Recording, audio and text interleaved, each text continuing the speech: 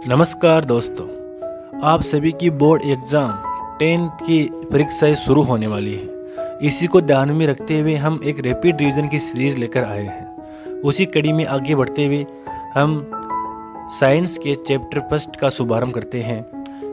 Chapter का नाम है रासायनिक अभिक्रिया एवं समीकरण। हमने इस चैप्टर को 2 भागों में डिवाइड किया है, मतलब पार्ट फर्स्ट और पार्ट सेकंड के रूप में, और इन्हें इस तरह से तैयार किया है कि कमज़ोर से कमज़ोर अभ्यर्थी भी आसानी से समझ सके। चलो स्टार्ट करते हैं। सबसे पहले मोटिवेशन थॉट्स। सोचा है तो पूरा होगा, बस शुरू आज से करना होगा। तुझे दुनिया से बाद में पहले खुद से लड़ना होगा। यदि आपने सोच लिया है अच्छे मार्क्स लाने का, तो आपको शुरू आज से ही करना होगा। यानी आपको मन लगा कि स्टडी करनी होगी और बचे हुए 15-20 दिनों में पूरा जोर लगा देना है अपने रिवीजन में। चलो स्टार्ट करते हैं। देखो, भौतिक परिवर्तन और रासायनिक परिवर्तन में अंतर का क्वेश्चन आ सकता है। सिंपल सी बात है, बचपन से पढ़ते आ रही है ये चीज़ें कि भौतिक परिवर्तन क्या होता है। इसमें पदार्थ नहीं बदलता है, अवस्था बदल सकती है। और रासायनिक में पदार्थ और उसके गुण बदल जाते हैं। यानी अपन ने क्या किया, अपन ने दूध से दही जमाया। हमने दूध में दही डालने पर जो लैक्टोबैसिलस दो जीवाणु होते हैं पूरे दूध को दही में बदल देता है। यानी वो केवल एक ही दिशा में हो रहा है। तो ये क्या है, रासायनिक परिवर्तन। यदि ये दोनों दिशाओं में होता, यानी दही का दूध होता, तो हम इससे भौतिक परिवर्तन करते, लेकिन ऐसा नहीं है। देखो, डायरेक्ट बात है कि बर्फ का यदि हम पानी बना सकते हैं तो पानी का बर्फ भी बन सकती है। तो ये भौतिक परिवर्तन का एग्जाम्पल है, ठीक है। और जैसे लकड़ी को काटने पर, अपन लकड़ी को काटते हैं तो लकड़ी को काटने कौन सा परिवर्तन है, भौतिक परिवर्तन है। और मोमबत्ती का जलना भौतिक परिवर्तन भी है एवं रासायनिक परिवर्तन भी है। जो ये भौतिक परिवर्तन है ये अस्थायी होता है, इसे उत्क्रमणीय अभिक्रिया भी कहते हैं। यानी ये दोनों दिशाओं में होता है, इसलिए उत्क्रमणीय अभिक्रिया भी बोला जाता है। फलों से सलाद बनाना भौतिक परिवर्तन का एग्जाम्पल है। लकड़ी का कटना भी भौतिक परिवर्तन का एग्जाम्पल है। ये हो गया रासायनिक परिवर्तन। रासायनिक परिवर्तन स्थायी होता है, अनुत्क्रमणीय होता है, मतलब एक ही दिशा में होता है ये परिवर्तन। मोमबत्ती का जलना, मोम का पिघलना भौतिक परिवर्तन। और जो बत्ती ऊपर जलती है उसकी राख बनती है, तो राख से वापस बत्ती बना सकते हैं ना, नहीं बना सकते ना, तो इसलिए ये रासायनिक परिवर्तन हो गया। और मोम का वापस बन जाता है, इसलिए ये वापस से ये भौतिक परिवर्तन हो गया। भौतिक परिवर्तन और रासायनिक परिवर्तन का अंतर डायरेक्ट एग्जाम में कैसे करना है वो देखो। एग्जाम में हमको सारणी बनानी है अच्छी तरह से, यदि अंतर पूछे तो, और 4-5 जो मुख्य बातें हैं, जो मुख्य पॉइंट है, उनको अच्छी तरह से नोट करके आना है। पदार्थ की केवल भौतिक गुणों जैसे अवस्था, आकार आदि में परिवर्तन होता है भौतिक परिवर्तन में, जबकि रासायनिक परिवर्तन में बनने वाले पदार्थ के रासायनिक गुणों तथा संगठन में प्रारंभिक, इसमें नए पदार्थ का निर्माण होता है रासायनिक परिवर्तन में, जबकि भौतिक परिवर्तन में नए पदार्थ का निर्माण नहीं होता है। इसमें भौतिक परिवर्तन में परिवर्तन अस्थायी होता है, जबकि रासायनिक परिवर्तन स्थायी होता है। भौतिक परिवर्तन में पुनः प्रारंभिक पदार्थ प्राप्त हो सकता है, जबकि रासायनिक परिवर्तन में पुनः प्रारंभिक पदार्थ प्राप्त नहीं हो सकता। भौतिक परिवर्तन का उदाहरण है वाष्पीकरण और बर्फ का पानी बनना। लोहे पर जंग लगना रासायनिक परिवर्तन का उदाहरण है। दूध से दही जमना भी रासायनिक परिवर्तन का उदाहरण है। अब करते हैं हम केमिकल रिएक्शन। रासायनिक अभिक्रिया क्या होती है वो देखो, आगे चलते हैं। तो रासायनिक परिवर्तन सिंपल सी बात है, रासायनिक परिवर्तन में गैसों की आपस में क्रिया होगी। आगे चलते हैं। देखो, जैसे एग्जाम्पल के तौर पर आप समझो, मैंने लिया जिंक की क्रिया कराई मैंने सल्फ्यूरिक अम्ल के साथ H2SO4 के साथ क्रिया कराई, तो हमारे पास जो प्रोडक्ट बना वो बना ZnSO4, मतलब zinc sulphate plus H2 gas बाहर निकल गई, हाइड्रोजन बाहर निकली। यानी जो इसमें एल्सिस पार्ट में जो Zn प्लस H2SO4 है, ये क्या है, अभिकारक है, जबकि ये ZnSO4 प्लस H2 क्या है, ये है उत्पाद। चलते हैं आगे। कोयले को ऑक्सीजन की उपस्थिति में हम जलाते हैं। ये क्रिया एग्जाम में पूछी जा सकती है, ये रिएक्शन। तो कोयले को यदि हम ऑक्सीजन की उपस्थिति में जलाते हैं तो कोयले को क्या बोलते हैं, कार्बन बोलते हैं। तो कार्बन की क्रिया हमने कराई किसके साथ, ऑक्सीजन के साथ। यदि हम जलाते हैं तो ऑक्सीजन तो होगी ना, तो हमारे पास बना CO2। ये क्या बन गया, उत्पाद बन गया। अभिकारक क्या है, अभिकारक है कार्बन प्लस O2, यानी अभिकारक हो गया ये। और आगे चलते हैं, रासायनिक समीकरण को लिखने का तरीका देखो। सबसे पहले क्या होता है, जो अभिकारक होता है, अभिकारक किसको बोलते हैं, ऐसे पदार्थ जो किसी रासायनिक अभिक्रिया में भाग लेते हैं उन्हें अभिकारक कहते हैं। ये तीर के निशान के बाईं ओर लिखा जाता है। ये एक नंबर का क्वेश्चन पूछ सकते हैं, कोई बड़ी बात नहीं इसमें। अभिकारक, उत्पाद, उत्प्रेरक में से कोई भी क्वेश्चन पूछा जा सकता है। उत्पाद किसे कहते हैं, ऐसे पदार्थ जिसका निर्माण रासायनिक अभिक्रिया में होता है उन्हें उत्पाद कहते हैं। यह तीर के निशान के दाईं ओर लिखा जाता है। उत्प्रेरक क्या होता है, वह पदार्थ जो रासायनिक अभिक्रिया में भाग नहीं लेता है परंतु अभिक्रिया की वेग की दर को परिवर्तित कर देता है, उसे उत्प्रेरक कहते हैं। यह तीर के निशान के ऊपर लिखा जाता है, यानी रासायनिक अभिक्रिया में भाग नहीं लेके रासायनिक अभिक्रिया की गति को बढ़ा देता है। ऐसे पदार्थ को हम उत्प्रेरक कहते हैं। द्रव्यमान संरक्षण का नियम क्या है, यह नियम किसने दिया था, बहुत इंपॉर्टेंट क्वेश्चन है आपकी 10th क्लास के लिए।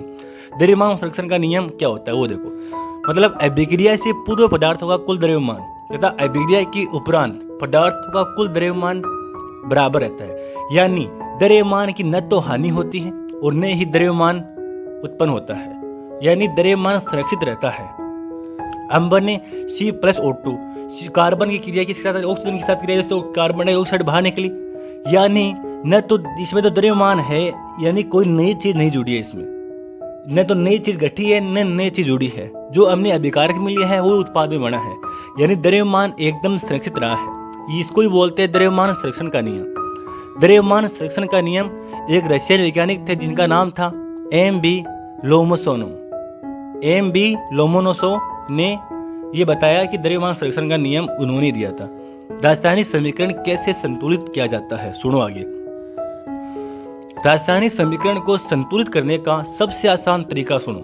सबसे पहले सभी अणुओं के चारों ओर बॉक्स बना लेते हैं, यानी एकदम जो कमजोर अभ्यर्थी है वो भी समझ सकता है। इसी दृष्टि से इस प्रकार कंटेंट तैयार किया गया है। सुनो, अपने C6H12O6 ये क्या है, ये ग्लूकोज का फॉर्मूला है, ये भी ध्यान में रखना है, ये आ सकता है एग्जाम में।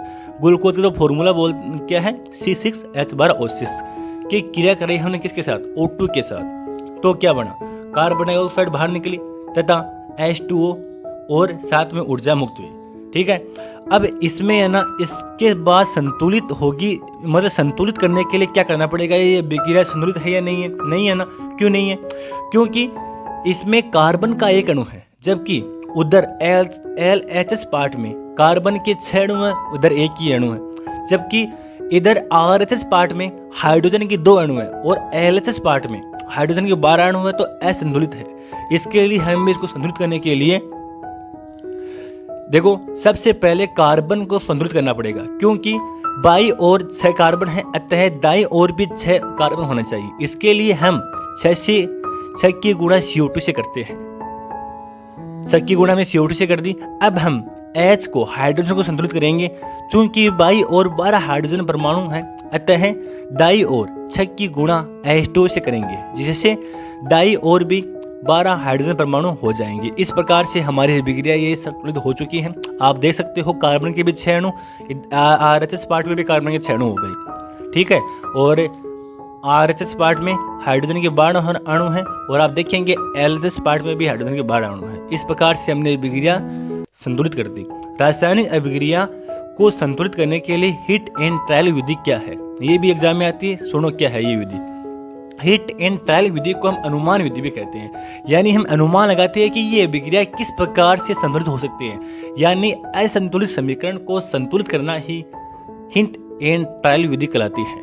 मतलब हमने मैग्नीशियम की क्रिया किसके साथ कराई, O2 के साथ कराई, तो हमारे पास MgO बना। तो इधर आप ये देखो कि इधर ऑक्सीजन के अणु उधर 2 है और इधर एक ही है RHS पार्ट में, तो RHS पार्ट में ऑक्सीजन के एक अणु होने के कारण हमने RHS पार्ट में 2 से मल्टीप्लाई किया। लेकिन फिर मैग्नीशियम 2 होंगे, तो इधर LHS पार्ट में मैग्नीशियम 1 है, तो इसके लिए भी हमने इसको 2 से मल्टीप्लाई करना पड़ा, मैग्नीशियम को भी। अब ये अभिक्रिया संतुलित है। अब देखो संयोजन अभिक्रिया, यानी कॉम्बिनेशन अभिक्रिया। संयोजन अभिक्रिया क्या होती है वो देखो। संयोजन का सामान्य अर्थ क्या है, जुड़ना, यानी 2 जो अभिकारक है ये आपस में जुड़ के एक ही उत्पाद का निर्माण करते हैं। 2 अभिकारक आपस में जुड़कर एक ही उत्पाद का निर्माण करते हैं, जैसे A+B बन के AB है। देखो जैसे कार्बन, हमने पहले भी चर्चा की थी, कार्बन की ऑक्सीजन के साथ क्रिया कराई तो बना CO2, यानी दो अभिकारक आपस में जुड़ गए और क्या उत्पाद बना, CO2 बन गया। इधर देखो NH3 लिया प्लस HCl के साथ क्रिया कराई तो हमारे पास बना NH4Cl, बना नहीं बना। और इधर हमने मैग्नीशियम की क्रिया करें किसके साथ, ऑक्सीजन के साथ, तो हमारे पास बना मैग्नीशियम ऑक्साइड MgO। यानी इसका संयोजन अभिक्रिया की जो एग्जाम्पल है ये, इसका अर्थ क्या, ये है कि दो अभिकारक आपस में मिलकर केवल एक ही उत्पाद का निर्माण करते हैं। इधर LHS पार्ट में दो अभिकारक मिल रहे हैं और RHS पार्ट में केवल एक ही उत्पाद का निर्माण हो रहा है। चलते हैं आगे। अभी ये है CaO मतलब कैल्शियम ऑक्साइड। कैल्शियम ऑक्साइड का उपयोग सफेदी में भी किया जाता है, ये एग्जाम में आ सकता है। कैल्शियम ऑक्साइड को हम क्विक लाइम भी बोलते हैं, यानी बिना बुझा हुआ चूना भी बोलते हैं, तो इसका उपयोग सफेदी में भी किया जाता है। और यदि हम कैल्शियम ऑक्साइड को H2O पानी में डालते हैं, H2O के साथ अभिक्रिया कराते हैं तो हमारे पास कैल्शियम हाइड्रोक्साइड बनता है, CaOH का होल ट्वाइस बनता है, जिससे हम सेलेक्ट लाइम कहते हैं, यानी बुझे हुए चूना। एग्जाम में आ सकता है कि बुझे हुए चूने का फॉर्मूला क्या है, तो आपको क्या बताना है, CaOH का होल ट्वाइस, यानी कैल्शियम हाइड्रोक्साइड। चलते हैं आगे। योजन अभिक्रिया, अब संयोजन अभिक्रिया की बात हो गई, अब करते हैं हम योजन अभिक्रिया की बात। योजन अभिक्रिया संयोजन अभिक्रिया से किस प्रकार अलग है, देखते हैं अभी। योजन अभिक्रिया, योजन का मतलब क्या है, योजन मतलब टूटना, अलग होना, यानी अभिकारक एक ही रहेगा, एक अभिकारक टूट कर दो उत्पादों का निर्माण करेगा। उसमें उल्टा था, संयोजन में क्या था, संयोजन में था दो अभिकारक आपस में मिलकर केवल एक ही उत्पाद का निर्माण करते हैं, लेकिन इसमें एक अभिकारक दो उत्पादों में टूटता है, इसको बोलते हैं योजन अभिक्रिया। सुनो क्या है। योजन अभिक्रिया संयोजन अभिक्रिया के विपरीत होती है, क्योंकि योजन अभिक्रिया में अभिकारक विघटित होकर दो या दो से अधिक उत्पाद देते हैं, तथा संयोजन अभिक्रिया में अभिकारक में दो या दो से अधिक परमाणु मिलकर एक उत्पाद बनाते हैं। एग्जाम्पल देखो, ये तो है संयोजन अभिक्रिया का एग्जाम्पल। इसमें क्या है, कैल्शियम ऑक्साइड की क्रिया हो रही है किसके साथ, CO2 के साथ हो रही है, तो क्या बना, कैल्शियम कार्बन डाइऑक्साइड, यानी इसमें क्या बना, कैल्शियम कार्बोनेट बना, नहीं बना, CaCO3, यानी दो अभिकारक मिलकर एक उत्पाद बना रहे हैं, यानी संयोजन अभिक्रिया हो गई है। योजन अभिक्रिया देखो, योजन अभिक्रिया में ये अभिकारक एक है AgCl, ये टूटता है किसमें, दो उत्पादों में टूट रहा है ना, तो इसकी बोलते हैं योजन अभिक्रिया। मतलब AgCl टूटा किसमें, Ag + Cl2 में, ये बन योजन अभिक्रिया। डूबकर मेहनत करो अपने आज पर, कल जब उभरोगे तो सबसे अलग ही निखरोगे। आपने यदि आज जमकर मेहनत कर ली तो जब आपका रिजल्ट आएगा तो आप सबसे अलग ही दिखोगे। हर कोई आपका रिजल्ट पूछेगा तो आपको अपनी नज़र नीचे नहीं करनी पड़ेगी, आप गर्व से कहोगे कि हाँ मेरे इतने नंबर आए। चलते आगे। योजन अभिक्रिया 3 प्रकार की होती है, उसमें योजन अभिक्रिया, नंबर 2 प्रकाश योजन अभिक्रिया, नंबर 3 उद्युत योजन अभिक्रिया। तो उसमें योजन अभिक्रिया का एग्जाम्पल क्या है, यानी हमने CaCO3 कैल्शियम कार्बोनेट को उष्मा दी, उष्मा देते ही टूट गया दो उत्पादों में, कौन कौन से में, तो कैल्शियम ऑक्साइड में और एक कार्बन डाइऑक्साइड में। ठीक है, ये तो उसमें योजन का एग्जाम्पल है। चलते हैं कैल्शियम कार्बोनेट को, ये बात अभी यहाँ पे कैल्शियम कार्बोनेट को हमने गर्म किया, गर्म करते ही कैल्शियम ऑक्साइड में और CO2 में टूट गया। चलते आगे। अब करते हैं ताप योजन अभिक्रिया की बात। ताप योजन अभिक्रिया की एग्जाम्पल सुनो, ये एग्जाम्पल इनके, ये तो ऊपर वाला तो किसका है, उसमें योजन का, और नीचे वाला किसका है, जो ये नीचे वाला एग्जाम्पल है ताप योजन अभिक्रिया को ही हम उसमें योजन अभिक्रिया बोलते हैं। बात तो एक, ये ताप मतलब ताप मतलब उष्मा ही तो होती है ना, तो इसका अलग नाम, उसमें योजन अभिक्रिया और ताप योजन अभिक्रिया बात एक ही है, इसमें कंफ्यूज नहीं होना है। हमने उष्मा दी, एक एग्जाम्पल ये ले लो, ये तो हमने कर लिया अभी। ये एग्जाम्पल एक और ले लो, ये लेड नाइट्रेट का। लेड नाइट्रेट को हमने उष्मा देती, उष्मा देते ही ये टूट गया उत्पादों में, देखो PbO में प्लस में NO2 में, यानी लेड ऑक्साइड बन गया ये PbO। ठीक है, इसको बोलते हैं लेड ऑक्साइड, और साथ में ऑक्सीजन गैस भी मुक्त हो गई।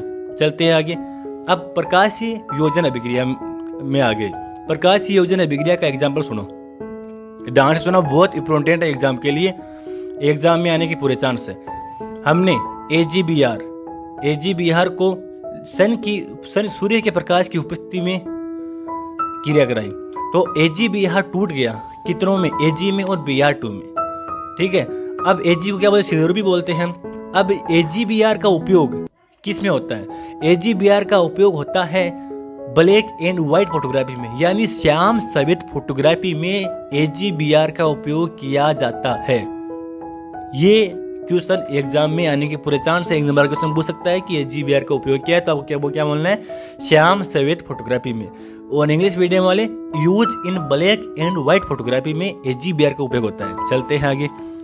अगली रिएक्शन है इलेक्ट्रिक डिसोसिएशन रिएक्शन, यानी विद्युत योजन अभिक्रिया। विद्युत योजन अभिक्रिया में क्या है वो देखो फटाफट, सीधी सी बात है कि हमने विद्युत योजन अभिक्रिया में हमने NaCl लिया, NaCl में धारा प्रवाहित करी। धारा प्रवाहित करने पर ये आयनों में टूट गया, धनायन में और ऋणायन में। धनायन बना Na+ और प्लस Cl-। ये सिंपल सी बात है। चलते हैं आगे। अब देखो, अब मैंने अलग से डाल दिए हैं तीनों जो अभी ऊपर हमने चर्चा की विद्युत योजन अभिक्रिया, उसमें योजन अभिक्रिया, प्रकाश योजन अभिक्रिया, इन तीनों के एग्जाम्पल एक साथ में डाल दिए। जैसे विद्युत योजन अभिक्रिया के एग्जाम्पल हम ले सकते हैं कि H2 लिया, जल में विद्युत धारा प्रवाहित करी, करते ही ये H2 में और O2 में डिवाइड हो जाएगा। अब लिया हमने उसमें अपघटन यानी उसमें योजन अभिक्रिया, तो इसमें हमने कैल्शियम कार्बोनेट को गर्म किया, पहले ही बताया था। तो ये कैल्शियम ऑक्साइड को क्या बोलते हैं? बुझा हुआ चूना। बुझे हुए चूने, बुझा हुआ चूना नहीं, बिना बुझा हुआ चूना, क्यों एक लाइन ये होता है। बुझा हुआ चूना तो होता है कैल्शियम हाइड्रोक्साइड, CaOH का होल ट्वाइस। ये है बिना बुझा हुआ चूना। इसका उपयोग होता है किसमें? सफेदी में। CO का उपयोग होता है सफेदी करने में, और प्लस में इसमें CO2 गैस मुक्त हो रही है। प्रकाशीय अपघटन में सुन लो, प्रकाशीय अपघटन यानी प्रकाशीय अपघटन में हमने HBr को सूर्य के प्रकाश की उपस्थिति में गर्म किया, तो H2 में तब Br2 गैस मुक्त हो गई, तो H2 + Br2। ठीक है। अब आगे इसमें जो हमने, अब ये पार्ट फर्स्ट है, मैंने हर एक चैप्टर को 2 पार्ट में विभक्त किया है ताकि आप आसानी से समझ सके, आसानी से आपको समझ में आ सके। और हमने हर एक ये पार्ट फर्स्ट है, तो पार्ट फर्स्ट की PDF आपको डिस्क्रिप्शन बॉक्स नीचे दिया हुआ है, इसमें आप देखोगे तो इसमें लिंक मिल जाएगा। उसमें क्लिक करते ही टेलीग्राम चैनल खुलेगा, टेलीग्राम चैनल में आप देखोगे तो आपको PDF मिल जाएगी। अब हम पार्ट सेकंड भी आने वाला है, आप देख लेना। बस सब आपको पूरा रिपीट रिवीजन करा दिया जाएगा। पूरी कोशिश जारी है, जितनी जल्दी हो सके उतनी जल्दी पार्ट 2 भी अपलोड करने की कोशिश करेंगे। पार्ट 2 ही नहीं बल्कि पूरी साइंस का रिपीट रिवीजन आपका होके ही रहेगा। चलते हैं आगे। ये हमारे YouTube चैनल है मिस्टर इंडिया 99, जिस पर आप अभी देख रहे हो। इसको यदि आपने सब्सक्राइब नहीं किया अभी तक तो आपको सब्सक्राइब करना है।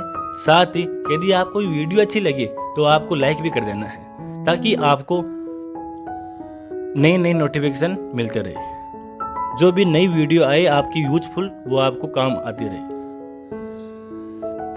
आशा करते हैं आपको वीडियो बहुत अच्छी लगी होगी। चलो मिलते हैं नेक्स्ट क्लास में बिल्कुल एक नए अंदाज के रूप में। जय हिंद।